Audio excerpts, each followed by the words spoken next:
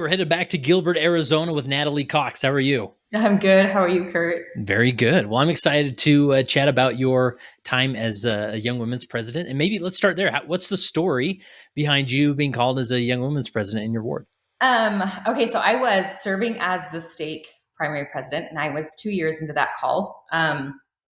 And this was like last October. I started having these feelings like I needed to be in young women's. My daughter, who is now 16, was going to be going into the 16 to 18-year-old class. And she has honestly just struggled with her testimony since she was 12. Wow. Feeling God's presence is really hard. I firmly believe, looking at my 5 kids, I firmly believe that feeling the Spirit is a gift. Feeling the Spirit easy is a gift that some have, and others really struggle, and they struggle to have faith and to feel that, and it, through no fault of their own. Oftentimes it's just hard. Anyway, so I thought, okay, what better time for me to be in young women's than when she's transferring to a new class? And I actually felt really embarrassed. I've never asked for a calling. Up until I had some experience as a stake primary president, I was not a callings person. I hated callings and almost said no to so many. Anyway, so I had some really good experiences as the stake primary president that really like transformed my willingness to serve. So that being said, I still needed a lot of time to reach out to my bishop. I reached out to him and I just said, hey, Bishop, is there any way that you can find some space in the young women class, the Laurel class for me? My daughter's moving up. He knows her situation.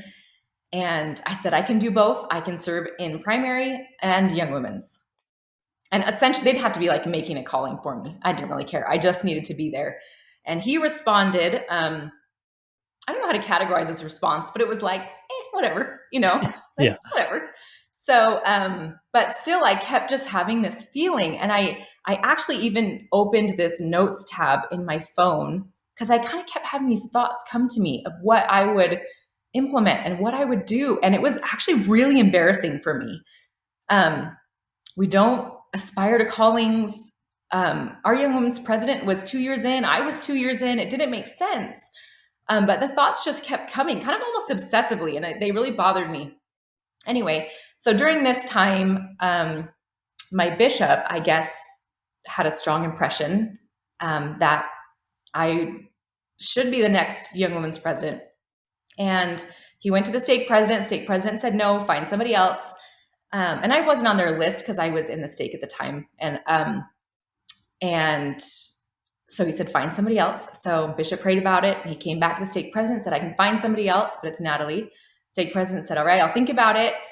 And this is all over a matter of like 2.5 months. And then one day, again, I'm like cleaning my kitchen. Inspiration comes when I'm driving in the car and I'm in my kitchen. And Nice. So I'm just kind of thinking, I have this feeling that I need to let my stake president and the first counselor who I worked with in primary, let them know what I had said to my bishop. Like, hey, I have space for both. If he reaches out by chance, I can do both. And it took me a little while to send it because I just felt really stupid. Anyway, I sent the text and they were like, okay, great, that's fine. And that was, I guess, the prompting that my stake president needed to kind of let me move over. And so he called my bishop and let him know, like, all right, this obviously is meant to be. Let's move her over. And I was called and released. And I wasn't expecting it. Usually your bishop calls you or the secretary calls you ahead of time and you have a few days to like, okay, let me see if I know what this is. And you kind of like mentally prepare. This was like we got a text in the middle of Sunday school to come meet with bishop. So I was kind of assuming it was for my husband or something random. Which I prefer that type of calling myself. I don't want to mull over it. But I was not prepared. So when he called me, he said, will you be the young women's president? I was like, I'd kind of moved on, I guess. I don't know. So I felt really blindsided and a little bit overwhelmed. But then I was driving home and I was like, oh my gosh, I have a notes tab of all these ideas. And I'm driving home and I'm reading through all these things that I had felt inspired about. And I was like, all right, I guess I'm ready. That doesn't mean I'm not terrified of teenage girls, but I was ready. And that's how that came That is about. awesome. So I'm here. I appreciate you sharing that. And if there's anything I want to really destigmatize through the Leading Saints resource is that there's nothing wrong with these feelings of that we may frame as aspirational, right? That Yeah. that those thoughts came, and we almost categorize these things like, oh my goodness, I feel like I'm going to be the next bishop or the next relief site president. I need to, put this on the impure thoughts shelf and be like, I Yes. can't believe, but in reality, there's nothing wrong with that. You want to have influence, especially in the life of your daughter. Yes. And what a fantastic process that the Lord was guiding you and others through to get you in the right spot. Yes. That's cool. Yeah. That's It's awesome. it's been awesome. It's been wonderful. So was it just, I mean, I think we all, at the beginning of many of these callings, we have a lot of fun ideas and ideas that excite us, and the implementation maybe doesn't go as well as we thought. So what was that first part of the calling like, trying to implement the list that you'd already put together? I mean, honestly, it wasn't so bad, but first I had to get over being terrified. It didn't matter that I felt like I was supposed to be there. I walked through the hallway, like we have a youth hallway, I think most people do, where it's like Sunday school and young Yeah. women just kind of hang out. And I was walking down the hall and I felt like terrified. It was like a Sunday school week, and I looked at these girls and I didn't even know how to talk to them. I was like, oh, I just didn't. I didn't even know what to say, and I was like, oh, I didn't really know a lot of them.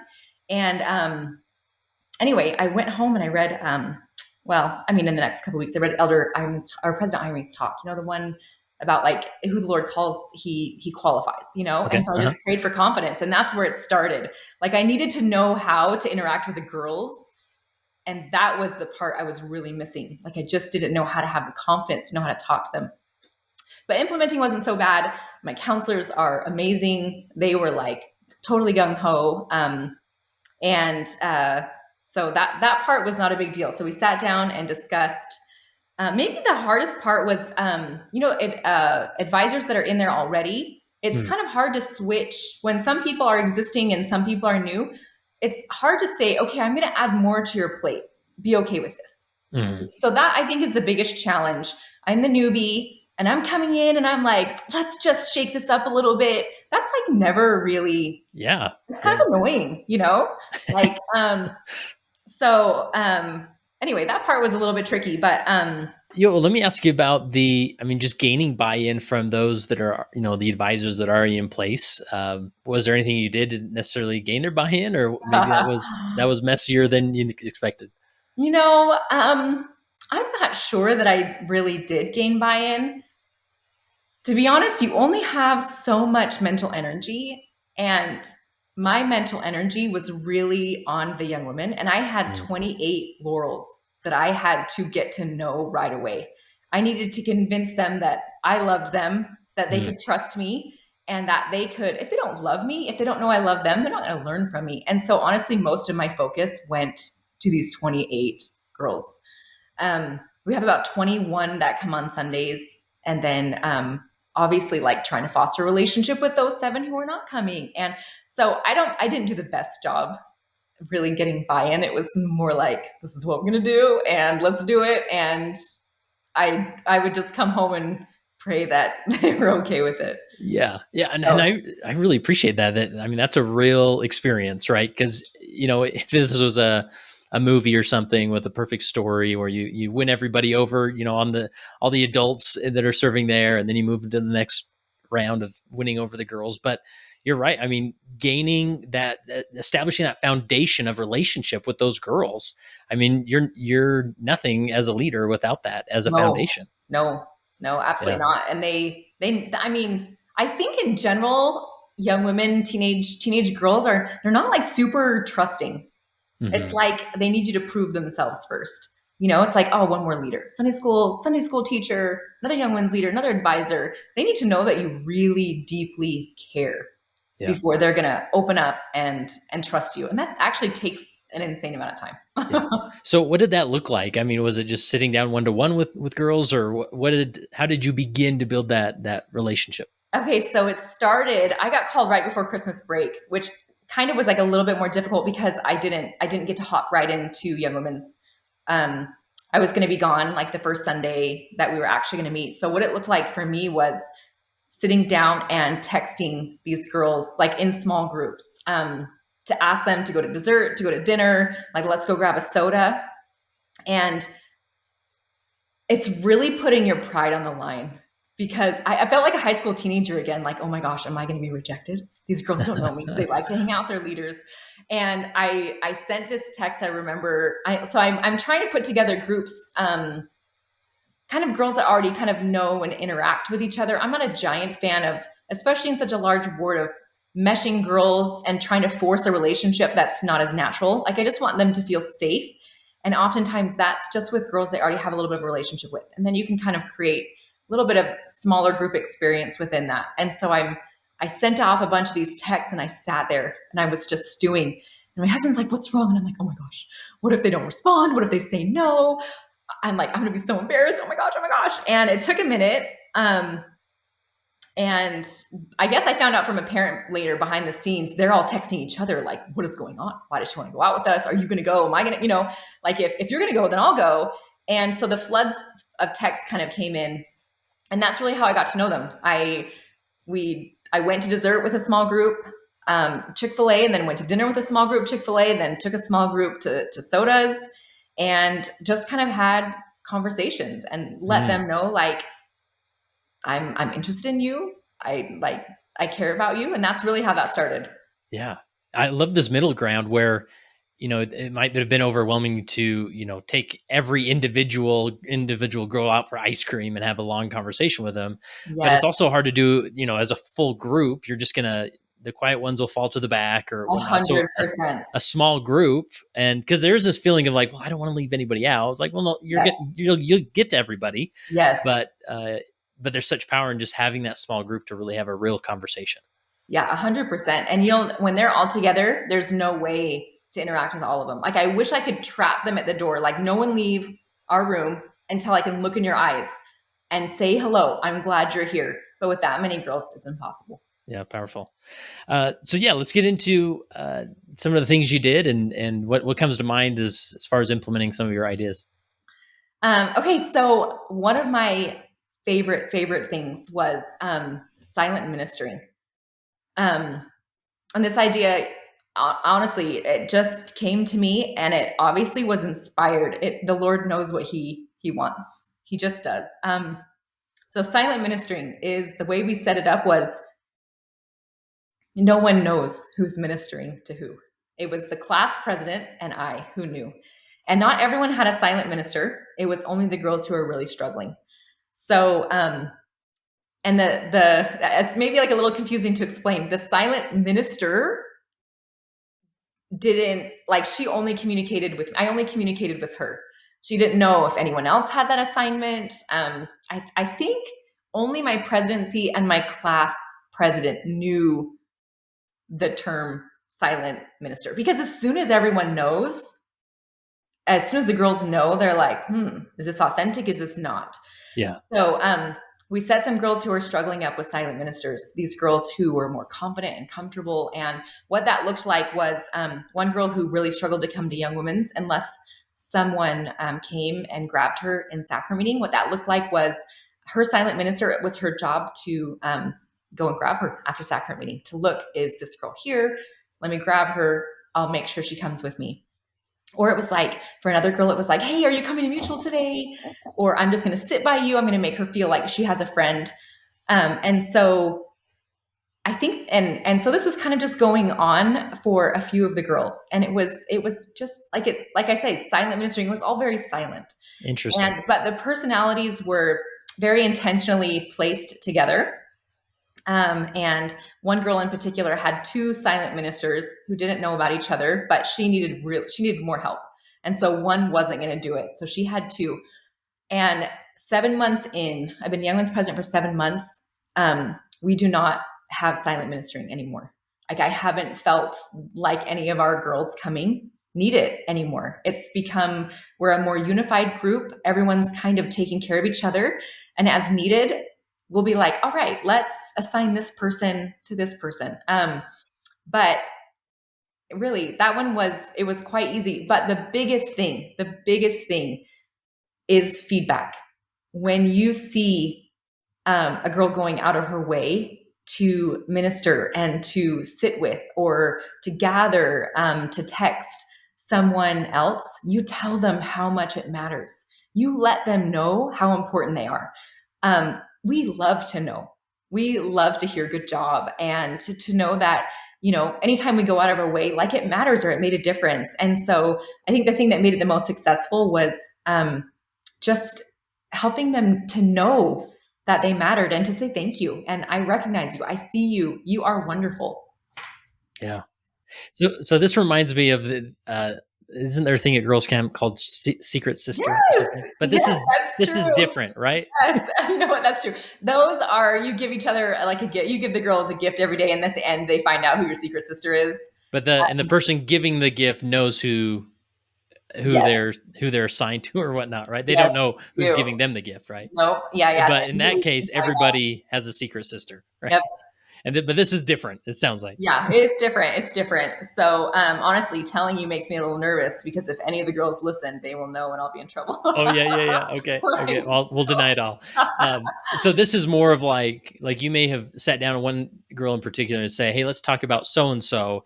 I've noticed that she's more likely to come to the second hour when she's approaching sacrament meeting, or at the end of the sacrament meeting, sort of Yep. shepherd onto Yep. the class, right? And so you would do that for a time, and it sort of jump starts the culture, right? Like you said, you're not doing it now because that culture sort of has some momentum. Yes, absolutely. Interesting. And friendships were started as girls who needed friends. They just needed someone to sit with. Those friendships are now in place. They don't need a title. They don't need a job per se. They are now friends. Yeah. And this, I mean, I'm just thinking even like a Elders Quorum Relief Society president could do something similar. And again, you want to be careful because we don't want to like turn people into like, I don't know. I would get, if I knew like a few neighbors were conspiring to serve me, I'd be like, what's going on here? Like just, Absolutely. so there's like a fine line here, right? Yes. But I love the idea of it sort of jump starts the system where if, in an elders quorum, if ministering isn't going well, what more intention can you put into it to really identify how people could be served? Yes. And let's take those steps, Yes. not because they're a project or we're going to always do this, but it jumpstarts the system for sure. It really does. And there's so much, even though we really shy away from things feeling inauthentic, Yeah. it becomes authentic. It really does. Yeah. Like it genuinely does. And I think one of the really hard parts of a class presidency is if they're the ones doing the ministering. Immediately, it's like, it's inauthentic. The release day president's reaching out to me. That's what she's got to do. Yeah. But if it's like someone without a title, a position in a presidency, it just, I think we accept it in a better way. Yeah. Even if it's choreographed. Yeah, that's really helpful. You already went through sort of the connection with the young women. Anything else any other ways that you connect with them other than those sort of small group outings? One-on-one texts. And I don't believe that is allowed. Honestly, the prophet would have to come to me and say, Natalie, you cannot text your young women one-on-one for me to stop. Like it is so powerful. For me to reach out and to say, I missed you today. Hey, are you working today? Are you coming to Mutual? How did your soccer game go? You just had surgery. How are you feeling? You got your wisdom teeth out. Can I bring you some ice cream? Like, there is nothing more powerful than in my relationship with these young women, than during the middle of the week, them knowing that I'm thinking about them. Reaching out and really honestly, it's like, man, I was at your soccer game. You did so good. That was amazing. And just super, super consistently. And I sent out a lot of texts as school started. Do you have classes with friends? How's it going? Do you have someone to sit with at lunch? And I think the best part is I mean it. I care. And I think when sometimes maybe the best part of leading is that the Lord blesses you with this love that you wouldn't otherwise have for his children. Because I didn't know these girls. It's impossible for me, myself, to come into Young Women's and immediately love 28 girls that I don't know. That is a gift from God. And as I text them one-on-one and as we interact, I think and I hope that they know that it is so genuine. Like they matter to me. Love it. I'm so glad you said, that may be against the rules or something, but at the same time, like this is a topic that myself and Dan Duckworth, who's on our board of directors, we've had long discussions about, because we have these rules and they're in place, they're Yes. important. Yes. And there's much bigger rules than texting, Mhm. like, being alone with youth and all those things. Yes. But we sometimes we have so many rules sometimes that we push out the dynamic of mentorship, right? And there's some organizations, and I've actually taken steps to try and figure out some people who I could talk to, like in the Big Brother Big Sister nonprofit, Okay. that they have sort of cracked this code on mentorship without having too many problems. I don't know the history, but anyways, but the Okay. point being is that I think we really need to, as leaders, we're not saying do everything that Natalie's doing, that feel free to text or whatever, but you've sat with this dynamic of like, how do I truly be a mentor to these young women? And you've taken some steps to make sure that that's clear, that I am a mentor here and I'm here to support and love you. And yeah, you're right. You're gonna have to get a call from the top in order to stop that. And these are typical habits of positive deviance, where I'm just going to push the limits in this area for the sake of the development of those that I lead. And so, for those listening, spare us the emails so we get it. This is I know, honestly. uh, Honestly. but nonetheless, like, this is leadership, is sort of just figuring out how to make it work, rather than sometimes our number one objective is, let's just make sure all the rules are kept, right? So anyways, I Absolutely. get that we're dancing all over the place here, as far as where a lot of us, I just want to do what the handbook says. I just want to, but Mhm. this is how leadership looks sometimes. So anyways, Yeah. Yeah. And I honestly, if we're doing what we're supposed to be doing, and we are honestly, praying and working to be guided, I think we need to leave a little bit more room for, inspiration, right, and also promptings, and knowing what's okay and what's not. right. And instead of just, you're right, like sticking with the rules without any sort of personal revelation kind of mixed in there, or. Yeah, yeah, absolutely. So So awesome. Anything else with connection with the girls that you haven't mentioned?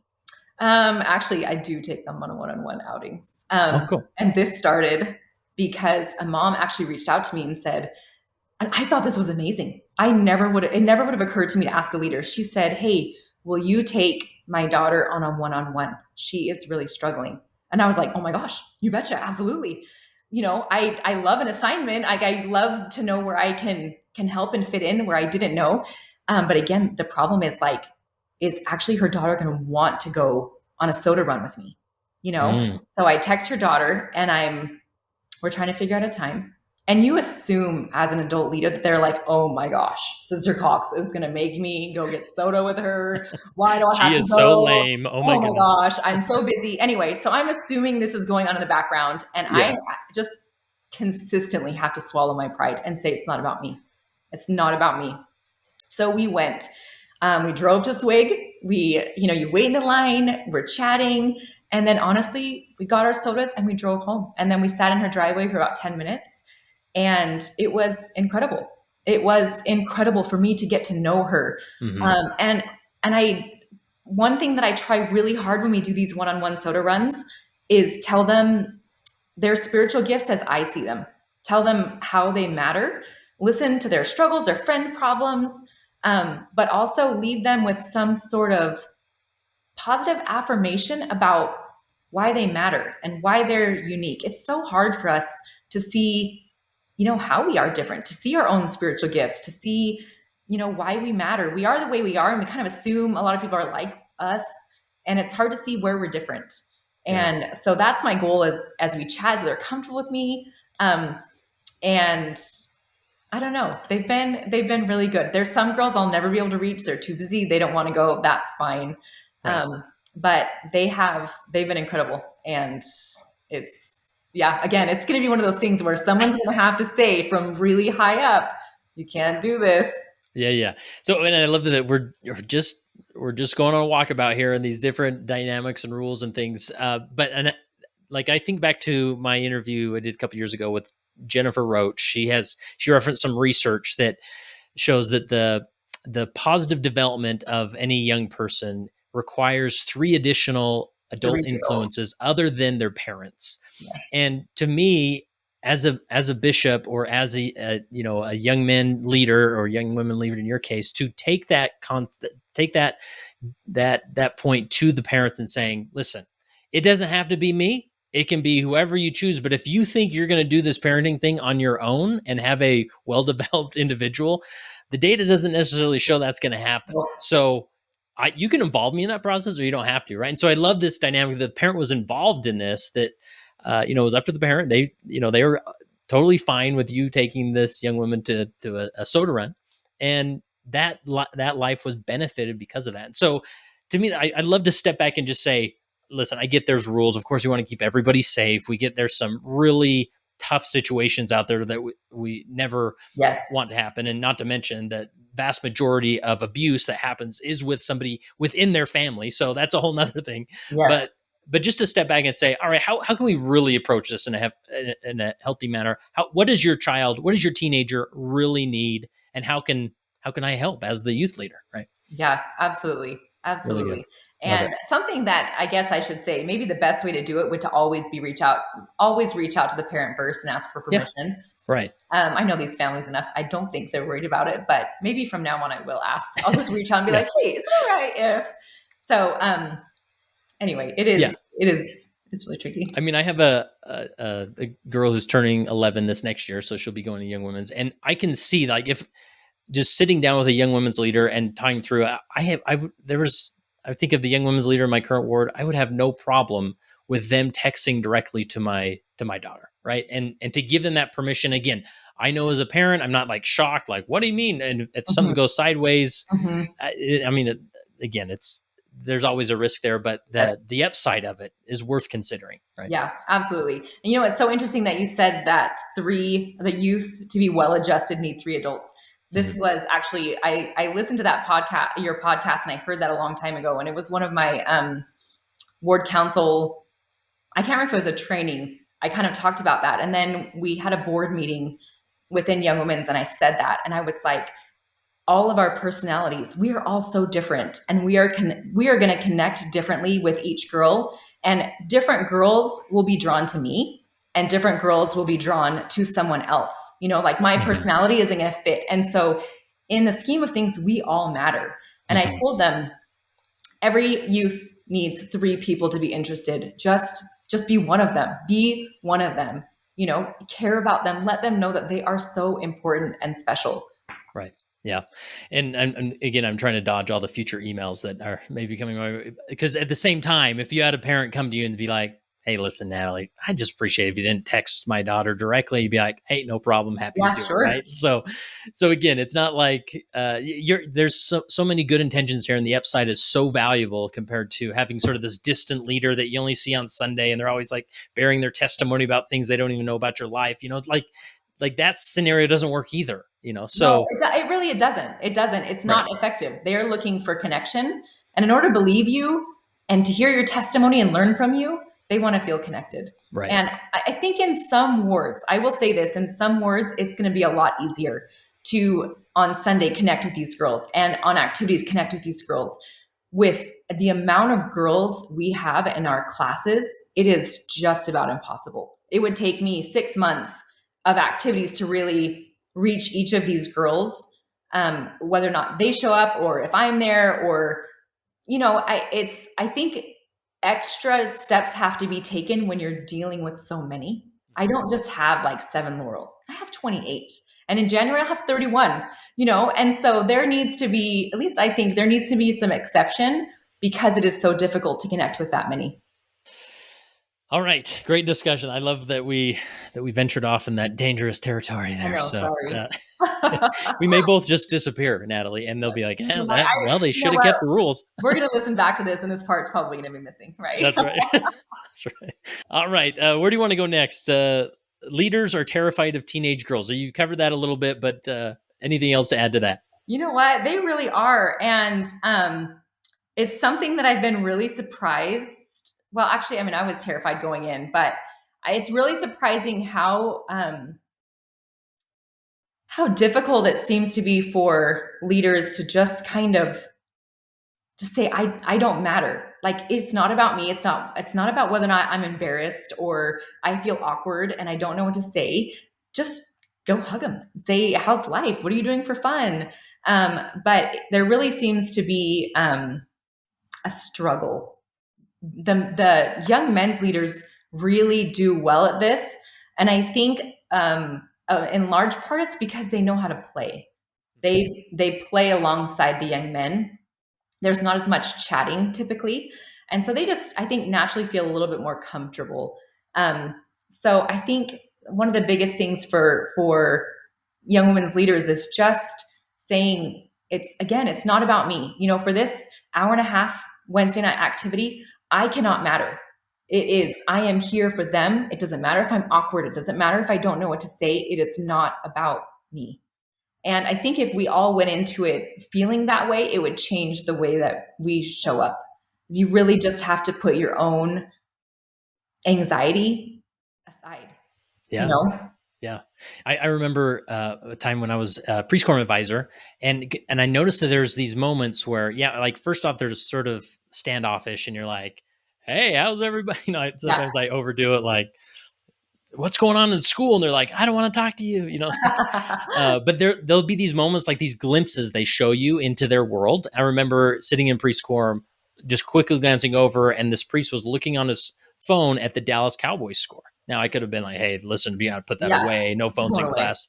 But I'm like, "Hey, Cowboys are your team, huh?" And now, so the next interactions I had with him, I was able to sort of engage on that level. Like, all right, who are the Cowboys facing this week? What do you think? Yep. And little by little, they start opening and giving you more glimpses into their world. And as you step into that, so you have to just sort of lean in Yes, and hope that those glimpses open up. Right? absolutely. And I think one of the things that I have learned is that we matter more than we think we do. Mm. All of like the Dallas Cowboys, that matters so much in the lives of these youth. And I think sometimes some girls, some young men are so hard to reach and they don't give you a lot of feedback. And you send them a text and they don't respond. You send them another text, they don't respond. You say hi to them at church and they're like really standoffish and they don't come to class very often.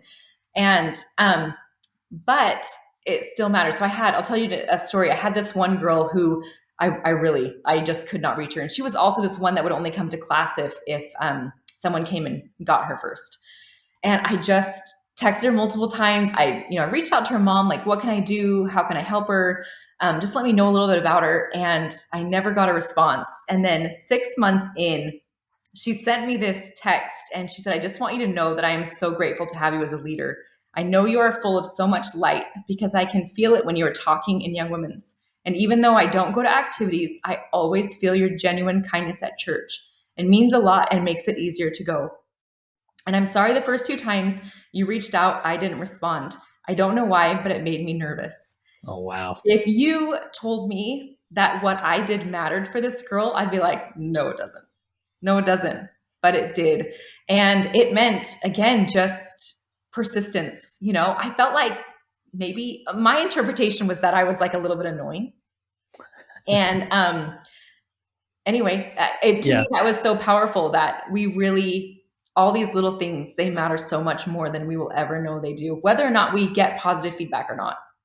Yeah, it's so true. I mean, and I think back to my youth years that, I had some great youth leaders. Were they like exceptional above and beyond, hitting all the marks? Not really, but I look back to them and man, I'd build statues to them in my world, Yes. like they had an impact on me. Yeah.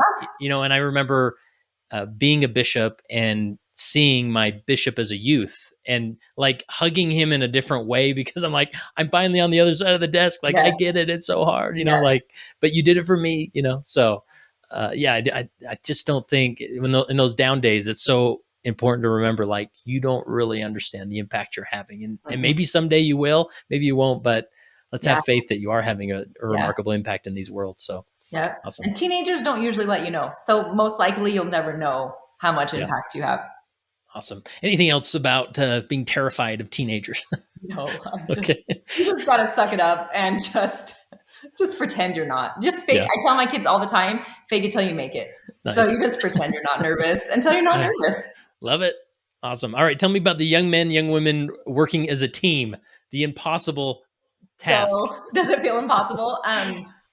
So it's so funny. I think I come at this from a different. So my husband has been in Young Men's now for 7.5 years, and he loves it, adores it. He was the Young Men's president until that job kind of got canceled, and then they just put him as a priest advisor.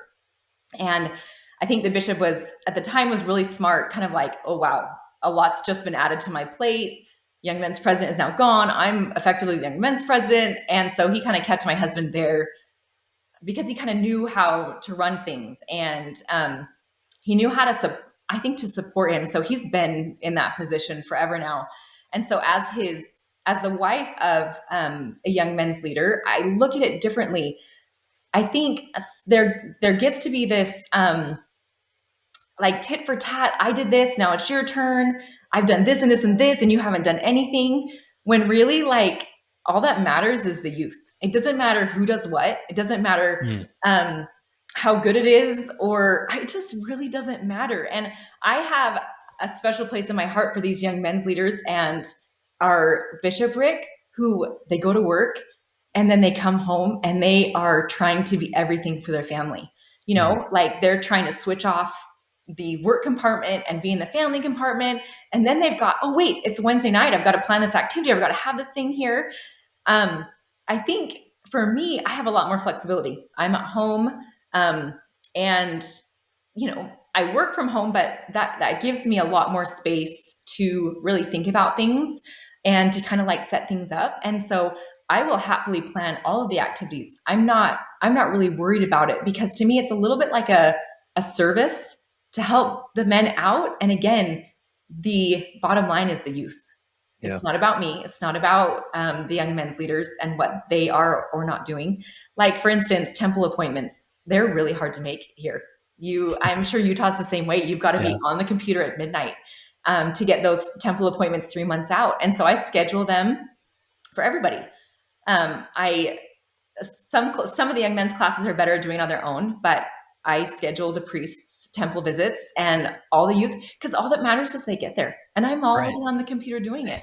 And so I don't know, it just, and also I think one of the big reasons I do it as well is I feel like one of my jobs is to get the bishop in front of the young women, to build that relationship. And it's not always an easy task. He's got so much on his plate, but especially these 16 to 18s. Our bishop now, he will be their bishop when they leave on missions. He will be their bishop most likely when they come home from mission. If they've got worthiness issues, when they are interviewed for a patriarchal blessing, ecclesiastical endorsements, he will still be most of their bishop for all of those things. And if I can plan an activity where he can be there and just show up with the young women, like I will do that every day of the week if we can foster that relationship. If it means that we're combining for a lesson and, you know, I'm teaching, but that doesn't usually happen. Usually I ask him to teach because I want him in front of the young women. Because the young men, they are so lucky. They get his time all the time, just naturally.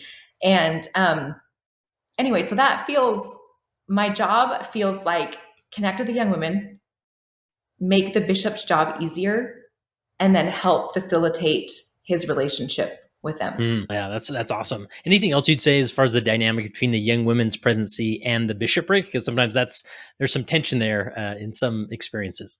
You know what is so funny is I don't know that we have yet found an ounce of tension. And so I don't know that I have even a way to comment on that. Maybe just like what does that look like, in practice? So like in ward council, like when youth things come up, how do you work with the bishopric to carry things out?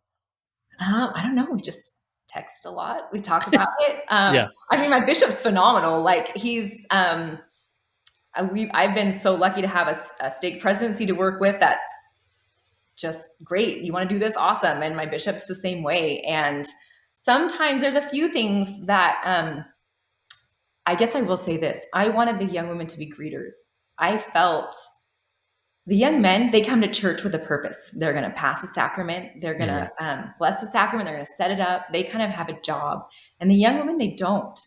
And so I thought, what better way to kind of give them a job than to be greeters? So I texted, or I I talked to the bishop on the phone, actually. This was right when I was put in. And I asked him if the girls could be greeters, like it'll help ward unity. It'll give them a purpose. It'll help the youth and the adults kind of interact. And he said no. He said that's the teacher's job. And that really bothered me.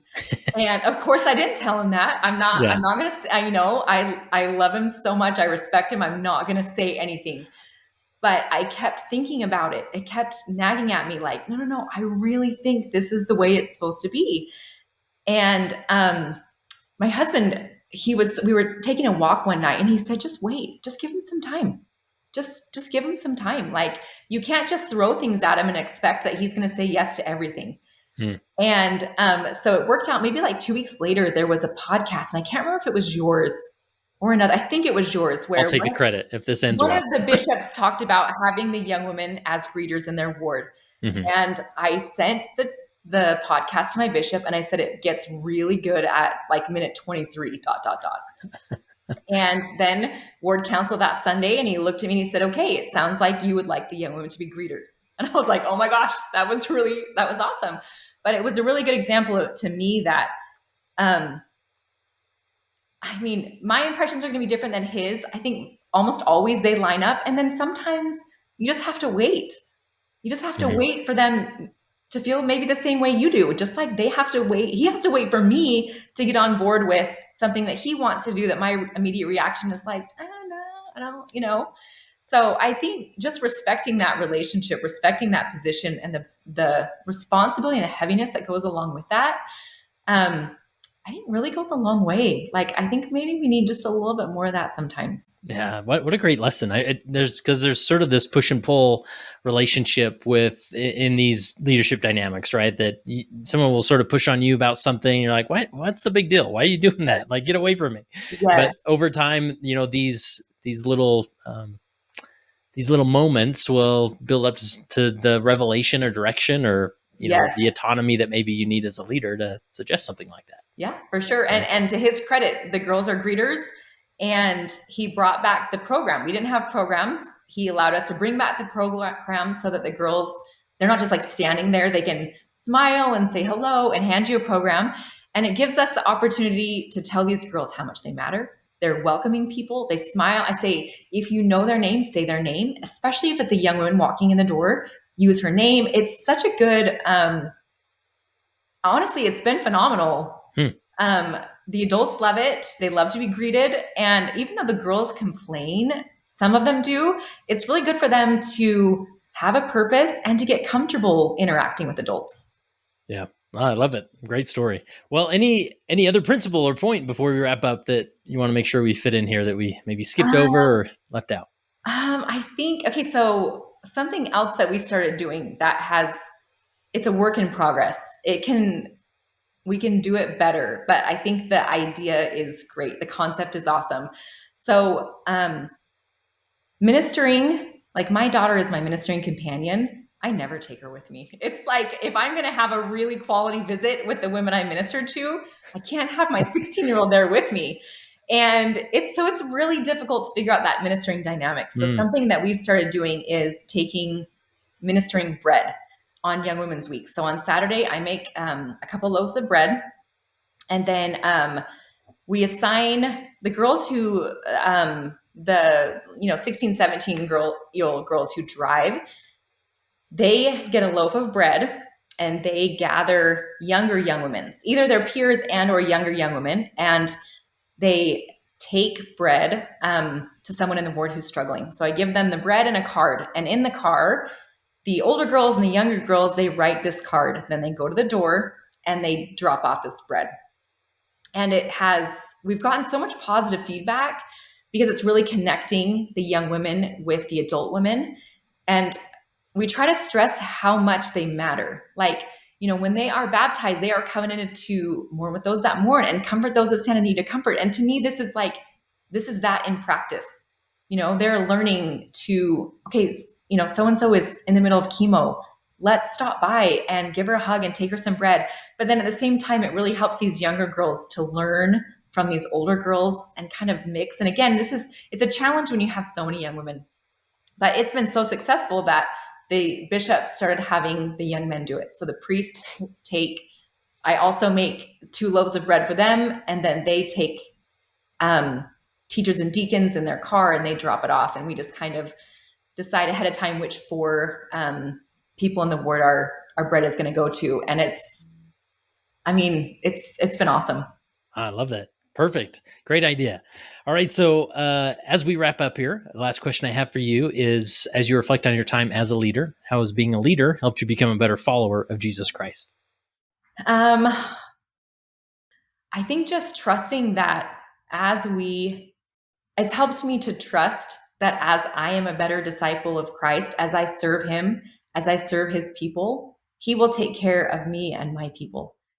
It is oftentimes when you do your calling well, you're sacrificing time with your own children, your own spouse, and oftentimes work.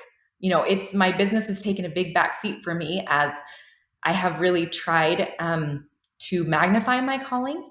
And I trust and now I know for myself as I've implemented that the Lord will take care of me and he will take care of my people.